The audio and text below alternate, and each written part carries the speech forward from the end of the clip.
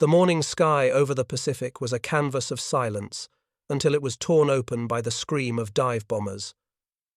On the 4th of June 1942, at precisely 10:20 a.m., a squadron of American SBD Dauntless aircraft rolled into near-vertical dives, plummeting from 18,000 feet toward the heart of Japan's mighty carrier force. In just 6 minutes, the pride of the Imperial Navy, Akagi Kaga and Soryu, were burning wrecks. Japanese officers stood frozen, stunned that their supposedly invincible strike force could be gutted in a matter of moments. What made this miracle possible was not just courage in the cockpit, but brilliance in the shadows. In a cramped, air-conditioned basement at Pearl Harbor, a handful of U.S. Navy codebreakers had wrestled with Japan's naval cipher, piecing together scraps of intercepted signals until they uncovered the enemy's plan. Their quiet triumph meant Admiral Nimitz knew exactly where to position his outnumbered carriers, setting the stage for one of history's most dramatic ambushes. The Japanese had arrived expecting an easy victory, certain that Midway would fall like dominoes after Pearl Harbor. Instead, they sailed into a trap that would flip the balance of the Pacific War. The clash would pit America's desperate few against Japan's elite, where outdated torpedo bombers would sacrifice themselves so that the Dauntless could strike from the heavens. This is the story of how intellect, bravery, and a few fateful minutes transformed the Pacific. It is the tale of Midway, when the United States stunned an empire and proved that even in the darkest days, one battle could change the entire course of World War II. In the summer of 1942, the Pacific was on fire. Only 6 months earlier, the attack on Pearl Harbor had left the U.S. Pacific Fleet reeling, its battleships sunk or crippled, its sailors still in shock. Japan seemed unstoppable, sweeping across the Philippines, Malaya, the Dutch, East Indies, and even threatening Australia. Their navy, centered around the Kido Butai carrier strike force, had already humiliated the West at Pearl Harbor, sunk British capital ships off Malaya, and appeared to dominate every sea it entered. For Tokyo, the war seemed destined to end with a rising sun across Asia. But appearances can deceive. Behind the headlines of Japanese victories, cracks were forming in the empire's war machine. The Doolittle raid in April 1942, a small, almost symbolic strike of 16 B-25 bombers launched from the USS Hornet, had shaken Japanese confidence. Though militarily minor, the raid proved America was neither broken nor afraid. In Tokyo, leaders were stunned that bombers had actually struck their sacred homeland. The shock accelerated Japan's desire to smash America's carriers once and for all, to force the United States into a negotiated peace. Thus was born Operation MI, the invasion of Midway Atoll, a tiny speck of land 1300 miles northwest of Pearl Harbor. To Japan, Midway was the perfect lure. By seizing it, they hoped to draw out America's remaining carriers into open battle where the superior Japanese fleet could destroy them in one decisive blow. The stakes were enormous. For the Imperial Navy, Midway was the chance to eliminate the last serious obstacle to dominance of the Pacific. For the United States, losing would mean retreating to the California coast, fighting a defensive war across the ocean. The two sides could not have been more different in resources and doctrine. Admiral Isoroku Yamamoto, Japan's brilliant yet fatalistic commander-in-chief, orchestrated the plan. He envisioned a massive, complex operation involving over 150 ships spread across thousands of miles. The centerpiece was Vice Admiral Chuichi Nagumo's carrier strike force, 4 of the 6 carriers that had devastated Pearl Harbor: Akagi, Kaga, Soryu, and Hiryu. Together they carried nearly 250 aircraft, the sleek A-6M0 fighters, deadly D-3, A-Val dive bombers, and versatile B-5N Kate torpedo planes. Supporting them were battleships, cruisers, destroyers, and invasion transports. On the American side stood Admiral Chester W. Nimitz, commander of the Pacific Fleet. Outnumbered, outgunned, and still nursing wounds from Pearl Harbor, he relied on 2 things: American resilience and American brains. Resilience meant that the battered carrier USS Yorktown, savaged at the Battle of the Coral Sea in May, was miraculously patched together in just 72 hours at Pearl Harbor. Brains came in the form of Station Hypo, the Navy's code-breaking unit hidden in a basement in Honolulu. There, in a room filled with cigarette smoke wires and chalkboards, a team led by Commander Joseph Rochefort cracked Japan's naval code JN-25B. Hypo's breakthrough was nothing short of extraordinary. Intercepted messages hinted at an operation against a target called AF.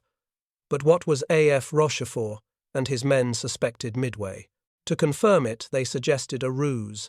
Midway should transmit an unencrypted message complaining of a broken water desalination plant. Days later, Japanese intercepts reported AF is short of water. The trap was sprung. AF was indeed Midway. Thanks to code breaking, Nimitz knew Japan's target, the timing, and even the approximate order of battle. The hunters would become the hunted. Armed with this knowledge, Nimitz gambled everything. He sent his 3 available carriers, Enterprise Hornet, and the hurriedly repaired Yorktown, to lie in wait northeast of Midway. Their mission: ambush Nagumo's fleet. Under Rear Admirals Frank Jack Fletcher and Raymond Spruance, the American carriers carried fewer planes, many of them outdated. The stubby F-4F Wildcat was slower and less agile than the Zero. The obsolete TBD Devastator torpedo bomber was painfully slow and carried unreliable Mk-13 torpedoes. Only the rugged SBD Dauntless dive bomber offered a real hope of striking power. Meanwhile, the tiny garrison on Midway itself braced for the onslaught. Roughly 3,000 personnel, Marines, Navy, and Army, manned the defenses. Marine squadrons flew outdated F-2A Buffaloes alongside a handful of Wildcats. Their dive bombers SBD-2 Seconds and SB-2U Vindicators would be thrown against Japanese carriers in near-suicidal attacks. Army B-17 Flying Fortresses and B-26 Marauders armed with torpedoes sat ready on Midway's short runways. PBY Catalina flying boats patrolled the vast ocean, tasked with spotting the enemy armada. On the ground, heavy anti-aircraft batteries and hastily dug shelters prepared for the inevitable strike. The contrast in doctrine between the two sides was stark. The Japanese excelled in highly coordinated carrier strikes, launching waves of torpedo bombers and dive bombers escorted by fighters. They relied on intricate timing, centralized command, and aggressive maneuvering, but their procedures for rearming aircraft were dangerously risky bombs. Torpedoes and aviation fuel lines often lay exposed across crowded hangars and flight decks, creating tinderboxes waiting for a spark. The Americans, by contrast, lacked experience but improvised boldly. Their doctrine allowed for squadrons to attack independently, sometimes resulting in disjointed assaults but also forcing Japanese defenses to scatter. Their torpedoes were unreliable, but their dive bombers were precise and lethal when they reached their targets. Most crucial of all, the Americans had intelligence. Where Nagumo would be cautious, weighing incomplete reports, Nimitz already knew where and when the blow would fall. As the two fleets sailed toward destiny, tension built with every hour. For Japan, victory seemed certain, another chance to humiliate the United States and secure the empire's Greater East Asia co-prosperity sphere. For America, the battle represented a desperate stand fought with thin resources but unbreakable resolve. Midway was not just a clash of ships and planes. It was a collision of philosophies: Japanese faith in the decisive battle versus American confidence in technology, code-breaking, and industrial power. It was the moment where the Pacific War would pivot, where a nation still reeling from Pearl Harbor would rise, to show the world that it would not collapse, but fight back with a fury that stunned even its own enemies. Dawn broke on the 3rd of June 1942 with the Pacific calm and endless. But the calm was shattered when a patrolling PBY Catalina spotted elements of the Japanese invasion force approaching Midway. The sighting electrified the atoll's defenders. Alarms echoed through bunkers and hangars. Ground crews rushed to ready aircraft. Midway was not going to be surprised. That same night, Catalina struck boldly, one managing a torpedo hit on the Japanese oiler Akebono Maru. It was a small victory, but proof that the Americans had teeth. At dawn on June 4, Vice Admiral Chuichi Nagumo launched the first Japanese strike against Midway, at around 4:30 a.m. His 4 carriers, Akagi, Kaga, Soryu, and Hiryu, catapulted 108 aircraft into the sky, 36 dive bombers, 36 torpedo bombers, and 36 Zero fighters, under the command of Lieutenant Tomonaga. As the sun rose, the blue horizon filled with the black silhouettes of Japan's elite air crews. Midway's defenders scrambled desperately to meet them. The Marines launched their F-2A Buffaloes, and F-4F Wildcats hopelessly outclassed by the Zero. In minutes, squadrons were shredded. Some pilots barely had time to climb before being ripped apart. One Marine described the battle as like flies against a flame. Yet the sacrifice was not in vain. Though the airfield was struck, fuel tanks burned and barracks shattered, Midway's runways remained usable. The Japanese strike failed to neutralize the atoll. Even as smoke rose over Midway, American bombers were taking off to counterattack. 17 flying fortresses soared into the sky, lumbering giants that dropped bombs from high altitude at the carriers below. None hit. B-26 Marauders, modified to carry torpedoes, skimmed the ocean's surface and charged Nagumo's carriers through curtains of anti-aircraft fire. One Marauder was shot down in flames, another nearly smashed into Akagi's bridge in a desperate flaming dive. The Japanese were shaken. Nagumo himself later admitted the sight chilled him. But these attacks achieved little damage. What they did accomplish was psychological. They forced Nagumo to reconsider. His pilots reported that Midway was still operational. Lieutenant Tomonaga, commanding the first strike, requested a second wave to finish the job. Nagumo, a cautious commander, weighed his options. At this critical moment, his flight decks became scenes of organized chaos. Planes returning from the first strike were landing low on fuel, needing recovery. Others were being refueled and rearmed for a potential second strike against Midway. Bombs for land targets were hauled up. Torpedoes for ships were moved back below. Aviation fuel lines snaked across hangars, refueling aircraft even as ordnance crews manhandled live munitions. It was a recipe for disaster, though no one on those carriers yet knew how soon the spark would come. Complicating Nagumo's dilemma was intelligence, or rather its absence. One of his scouts, Tone #4, had launched late. Hours into the battle, it finally sighted 10 enemy ships, but gave no clear identification. Nagumo hesitated. Were they destroyers, cruisers, or carriers? The true threat he could not know. The clock ticked mercilessly. Every 10 minutes mattered. His planes were caught between missions, some loaded with land bombs, others half-fueled, still others circling overhead with nowhere to land. It was the worst possible state of readiness when an enemy carrier force might appear. Meanwhile, American squadrons from Midway itself launched wave after wave in near-suicidal runs. Marine dive bombers dived bravely but ineffectively. Many were shot down in flames. Torpedo bombers attacked without fighter escort, leaving blazing wreckage across the sea. Yet every one of these doomed attacks drained Japanese defenses. Zeros dove lower, chasing American planes to the wave tops, burning fuel and scattering their formations. The very act of slaughtering the attackers slowly thinned Japan's air cover. By mid-morning, Nagumo found himself trapped by indecision. Strike again at Midway, as his pilots urged, or prepare for a carrier battle, as the late scout report hinted. In the end, he tried to do both, recovering his aircraft, refueling them, and changing armament mid-operation. It was the worst of all choices. Below decks, fuel vapors and high explosives mingled in the enclosed hangars. Above, his once dominant fighter cover was growing tired, stretched thin, and distracted.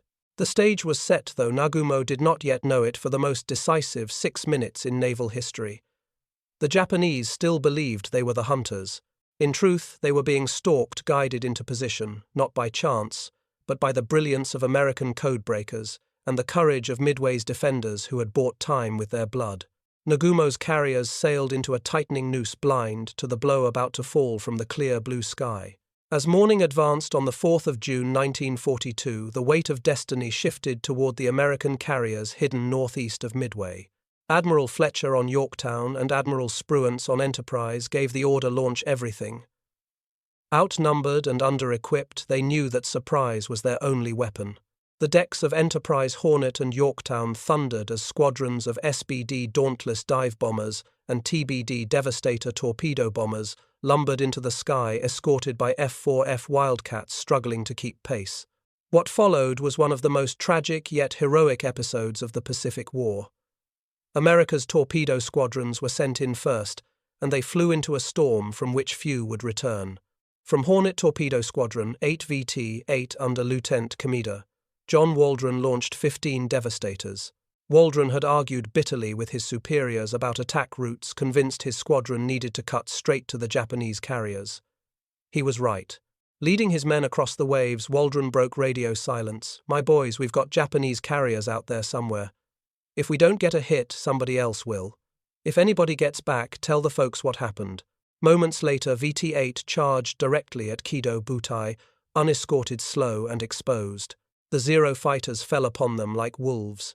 Devastators flamed and cartwheeled into the sea. One by one, Waldron's men were cut down. Of 15 planes, every single one was lost. Only Ensign George Gay survived, floating in the ocean with nothing but a seat cushion, and his pistol forced to watch the battle unfold around him. His sacrifice would become legend. From Enterprise VT-6 under Lieutenant K.M.Dar Eugene Lindsay attacked next. Already injured from a crash just days earlier, Lindsay insisted on flying. 14 devastators went in, only 4 returned. From Yorktown VT-3 under Lieutenant Kemder, Lance Massey charged in as well. 12 planes launched, 10 destroyed. It was slaughter. Out of 41 torpedo bombers launched that morning, only a handful returned. The rest lay scattered across the Pacific, burning wreckage and oil slicks marking their graves. The Mach 13 torpedo they carried was nearly useless, slow, unstable, prone to detonation failure. Not a single Japanese ship was hit by these attacks. By the numbers, it was a disaster. By the spirit, it was something else entirely. For in dying, the torpedo squadrons did something no one had planned. They pulled the Zero combat air patrol down to sea level. Japanese fighters burned fuel, chasing slow devastators, leaving the upper altitudes wide open. At the same time, Nagumo's decks were still clogged with aircraft being rearmed, fuel lines stretched across hangars, bombs scattered on dollies. The carriers were at their most vulnerable, yet their air cover was distracted and scattered. Into this window came the Dauntlesses. Commander C. Wade McCluskey, leading Enterprise's dive bombers, faced a terrible choice. His squadrons had been searching for hours, fuel running low, no Japanese carriers in sight. Pilots began to glance nervously at their gauges. Some considered turning back. Then McCluskey spotted a lone destroyer Arashi racing at full speed. Unknown to him, Arashi had just finished depth charging the submarine USS Nautilus and was hurrying to rejoin Nagumo's fleet. McCluskey gambled if Arashi was sprinting, it must be heading back to the carriers. He ordered his squadrons to follow the wake. The gamble paid off. Moments later, McCluskey and his men crested the horizon and saw them 4 Japanese carriers spread across the blue decks, crowded with planes, ordnance and fuel. It was a sight that stole the breath from every American pilot. At 10:20 a.m., the Dauntlesses rolled into their dives. From Enterprise VB-6 and VS-6 screamed down on Kaga and Akagi. Bombs howled through the sky. In seconds, Kaga was struck by at least 4 direct hits, one bomb smashing through the flight deck into the hangar, detonating fueled aircraft. The carrier erupted in a sheet of flame explosions, ripping through her guts. Akagi Nagumo's flagship was targeted by only 3 planes, but fate demanded precision. Lieutenant Commander Richard Dick Best released his 1,000-pound bomb at point-blank range. It pierced the flight deck near the amidships elevator and exploded in the hangar, igniting stacked torpedoes and fuel lines. A single hit doomed the pride of the fleet. At the same moment, Yorktown's VB-3 under Max Leslie descended upon Soryu. 3 bombs struck squarely, ripping open her decks, setting fire to hangars filled with aircraft armed for another strike. Within minutes, Soryu was a floating furnace. The Japanese carriers that had ruled the Pacific for 6 months were mortally wounded in just 6 minutes. Columns of smoke towered into the sky. Survivors staggered across burning decks as crews tried in vain to fight the infernos. Nagumo's bridge staff watched in stunned silence, unable to comprehend that their invincible Kido Butai had been gutted in a single blow. Only Hiryu remained. With Vice Admiral Tamon Yamaguchi still commanding, Hiryu launched desperate counterattacks that afternoon, striking Yorktown with precision bombs and torpedoes. Heroic American damage control briefly brought Yorktown back to life, but she would eventually be sunk days later by submarine torpedoes. Still, Hiryu's defiance was fleeting. She too would be found and destroyed before nightfall. The sacrifice of the torpedo squadrons, the gamble of McCluskey, the precision of Dick Best, all converged into that one miraculous window. In barely more time than it takes to brew a pot of coffee, 3 Japanese carriers lay burning wrecks. 6 minutes had changed the Pacific War forever. By the early afternoon of the 4th of June, 1942, the battle had already reached legendary status. 3 of Japan's proud carriers, Akagi, Kaga and Soryu, were ablaze, gutted in minutes by American dive bombers. Yet the fight was far from finished. For in the chaos, one carrier still sailed defiantly, Hiryu, the youngest of the quartet, and now the last hope of the Kido Butai. On her decks, Vice Admiral Tamon Yamaguchi gathered what remained of Japan's strike power. Unlike Nagumo, who had been hesitant and indecisive, Yamaguchi was bold, aggressive, almost reckless. With only a fraction of the original force left, he resolved to strike back. Around 2:00 p.m., Hiryu launched her first counterattack, 18 dive bombers, and 6 Zeros directly at the Americans. Their target was the carrier Yorktown.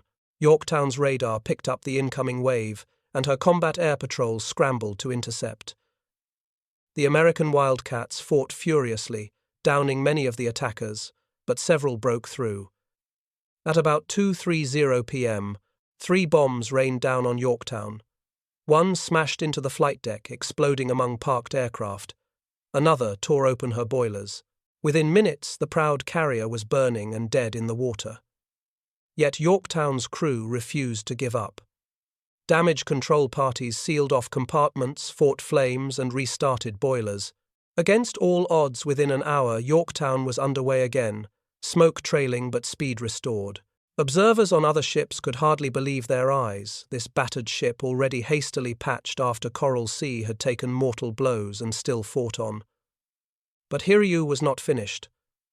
Around 3:30 p. Mostiya, Yamaguchi launched a second wave, 10 torpedo bombers escorted by 6 Zeros. Once again, Wildcats met them, tearing into the formation. Still, 4 torpedo planes broke through, releasing their deadly fish at close range. 2 slammed into Yorktown's portside detonations, rocking the ship from stem to stern. Power-failed pumps faltered, and she listed heavily. Captain Buckmaster finally gave the order to abandon ship. Hundreds of sailors climbed down ropes into the oil-slick water, rescued by destroyers. Yorktown had been mortally wounded. For a brief shining moment, it seemed as if Japan might claw victory from disaster. 3 of their carriers were gone, but the Americans had lost one as well, or so it seemed. But even as Yorktown's crew struggled in the water, American scouts had already found Hiryu. At 4:30 p.m., dive bombers from Enterprise and Yorktown roared toward the last Japanese carrier. This time, fortune smiled again. With only a skeleton fighter screen left, Hiryu was naked. From high above, the Dauntlesses rolled into their dives. Within seconds, 4 bombs slammed into her flight deck. Explosions ripped through the hangar, where aircraft were being prepared for yet another strike. Flames engulfed the ship, smoke boiled into the sky. Hiryu, the last survivor, was doomed. As night fell, the wrecks of Akagi, Kaga and Soryu still burned. Hiryu drifted helplessly, abandoned by most of her crew, though Admiral Yamaguchi refused to leave. He chose to go down with his ship, declaring, "I shall live with the Empire and die with the Empire." At dawn on June 5, Hiryu slipped beneath the waves, taking Yamaguchi and hundreds of sailors with her. But Midway's climax was not yet over. In the dark confusion, Japanese cruisers attempted to cover the retreat. In their haste, Mogami and Mikuma collided while avoiding a submarine contact. Both were crippled. The next day, American SBDs swooped in and pounded Mikuma until she exploded, sinking in a roiling sea of fire. Mogami limped away, scarred but afloat. American losses were real and painful. On June 6, the Japanese submarine 168 stalked the crippled Yorktown as salvage crews tried to tow her home. The sub fired a spread of torpedoes. One struck and sank the destroyer USS Hammond, which had been providing power and pumps. The explosion of her depth charges killed many men in the water. 2 more torpedoes ripped into Yorktown. Slowly, inevitably, she rolled and sank on June 7. Yet the price was incomparable. The Japanese had lost 4 irreplaceable fleet carriers, a heavy cruiser, and more than 3,000 men. America had lost 1 carrier and a destroyer with just over 300 dead. The scale of the reversal was staggering. The human stories added to the drama. Ensign George Gay, the sole survivor of Torpedo 8, floated in the sea and watched the entire battle unfold. Commander Dick Best, who had delivered the fatal bomb to Akagi, inhaled toxic fumes during the attack that would ruin his health, but his precision changed history. Commander McCluskey, nearly out of fuel, had gambled everything by following a lone destroyer and led his men straight to their prey. By the time the sun set on June 6, the tide of the Pacific War had turned. What had begun as a Japanese trap had become their ruin. The Kido Butai, once the terror of the oceans, lay shattered beneath the waves, and the United States, bloodied but unbroken, stood on the threshold of a long counter-offensive. Midway's climax was not just fire and steel, it was the moment when fate itself seemed to intervene, when courage and chance fused into history. For Japan, it was the beginning of decline. For America, it was the first great victory of a rising tide. The world would never be the same. When the guns finally fell silent and the wreckage drifted across the Pacific, the world awoke to the reality that the Battle of Midway was not just another clash of fleets. It was a cataclysm that reshaped the course of the entire war. In just 4 days, the once invincible Kido Butai had been reduced to twisted metal smoke and the bodies of thousands of elite sailors and airmen. The psychological, strategic, and industrial shockwaves of this defeat reverberated far beyond the atoll's tiny coral reefs. The raw numbers alone stunned observers. Japan lost 4 fleet carriers, Akagi Kaga, Soryu and Hiryu, along with the heavy cruiser Mikuma, over 3,000 officers and men, and nearly 250 aircraft. More devastating than hardware, however, was the loss of veteran pilots and flight deck crews. These were men honed by years of combat in China, Pearl Harbor, and the Indian Ocean raids. Their experience could not be replaced. Training new pilots required months, sometimes years, and Japan's pipeline simply could not keep up with the attrition that Midway unleashed. By contrast, the United States lost the carrier Yorktown, the destroyer Hammond, about 150 aircraft and just over 300 lives. Painful, yes, but manageable. The Yorktown had already been marked by fate at Coral Sea. Her loss was tragic, but American industry was already surging forward with replacements.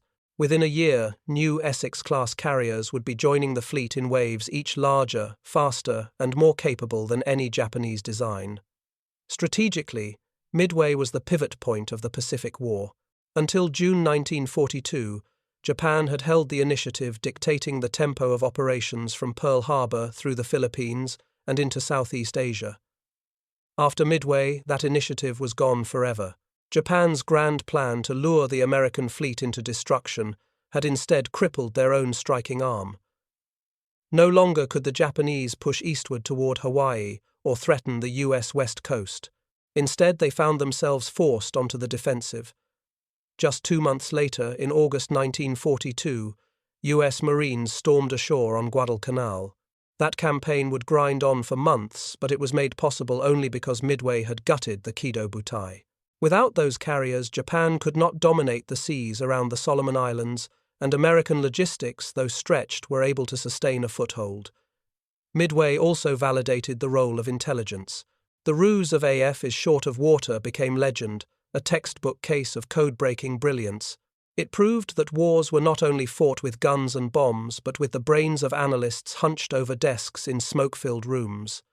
For the U.S., Navy signals intelligence would become a permanent pillar of warfare, guiding decisions from the Central Pacific to the South China Sea. The deeper meaning of Midway was arithmetic. Japan's losses were irreplaceable. America's were not. By 1943, U.S. shipyards were launching new carriers at a pace that staggered even their own admirals. Aircraft production soared into the tens of thousands. Pilot training pipelines expanded, producing not only replacements but surpluses. Japan could not match this. With limited industrial capacity, scarce fuel, and a rigid training system, they struggled to replace even a fraction of their Midway losses. The cream of their naval aviators had gone down with the carriers. In later battles, Santa Cruz, the Philippine Sea, Japan, fielded green, undertrained pilots who could not match American skill or numbers. The legacy of Midway was not just the loss of ships, but the evaporation of Japan's most precious resource time. For the men who fought Midway was seared into memory.